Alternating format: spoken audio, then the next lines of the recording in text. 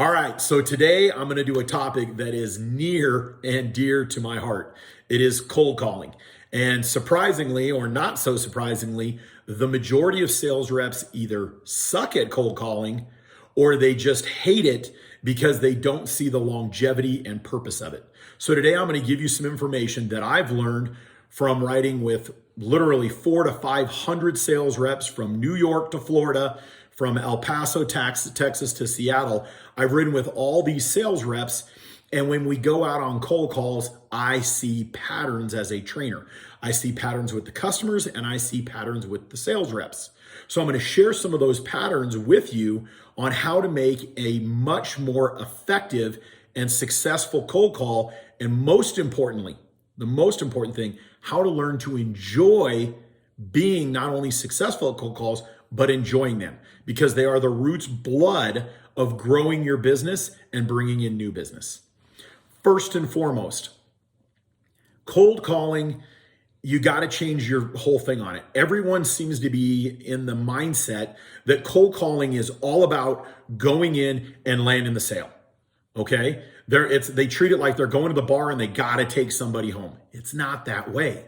Literally, statistics show in sales, 80% of all successful sales calls happen after the fifth visit. So if you know on visit 1, 2, and 3, the statistics, the odds of landing it are terrible. Matter of fact, the odds and statistics of landing a call on your first visit, meaning you walk in and they're like, oh my gosh, I've been waiting for you. Please take my wallet, take my money. The odds and statistics of that happening are about 2%.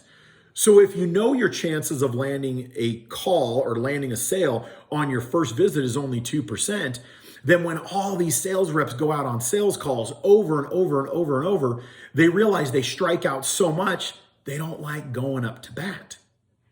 So here's where I segue that, is if you watch, imagine you take a little kid and you say, hey, let's go play Little League Baseball, and you tell the kid, get up and swing for the fences.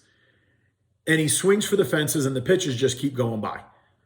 Pretty soon the kid's going to become disenfranchised and not like batting because you're telling him to swing as hard as he can.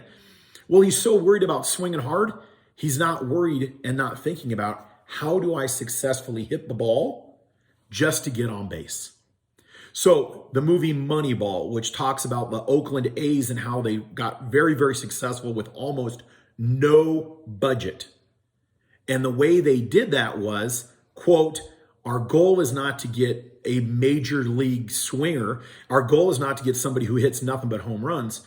You win the game by getting on base and advancing the runner. And that's what we need to focus on.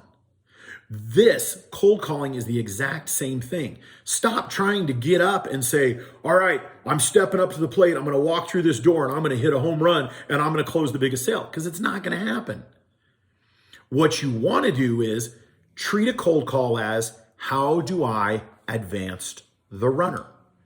And if you treat it like that, just like in Moneyball, it doesn't matter anything more. You're going to build, you're going to develop a skill set that is going to move the sale along, because it's most likely going to happen after the fifth visit. So on the first visit, quoting Stephen Covey from 7 Habits of Highly Successful People, start with the end in mind. Stop going in and trying to close the call on the first visit. Your goal on the first visit is very simple. If you had one goal, it's to get an appointment. Get a second meeting, get a follow-up. Okay, if you can get that second meeting, you're in it. The other thing, if you had secondary or tertiary goals for a cold call, find out who the decision makers are. Who's everybody involved? I love walking in and I often say to a receptionist, I said, hi, how are you doing today? Obviously, I'm a salesperson bringing the negative to light. I would love to see if I can bring value to your company. Who in your organization, besides you, or maybe it's completely you, is in charge of making the decisions for purchasing this item or service? And what ends up happening, inevitably, they give you the names and contacts and give you the business cards so you can set up a follow-up meeting, your primary goal. The next one is, if you get somebody who says, well, let me grab Bob, or yes, I'm in charge of it. Let me tell you what we do. The next thing you want to do is then expand on, when can I come down and make a formal proposal? Once I've done my research on your company, now that I've qualified my customer, I know that they use my services, I know who makes the decisions, and I'm going to make a follow-up meeting. Now, you can, on your first sales call, on your cold call, you are more than welcome to go out and make a shot at trying to land the deal. And normally what I say is, listen, as I'm leaving, hey, I'm stepping out the door, I'm heading out. Before I leave, is there anything I can take off of your plate today? Is there anything I can assist you with? Can I get an order put in for you today? Do you have any immediate needs in the next week or two that I can either get you a price for, or that I can resolve today, so that I'm not just wasting your time?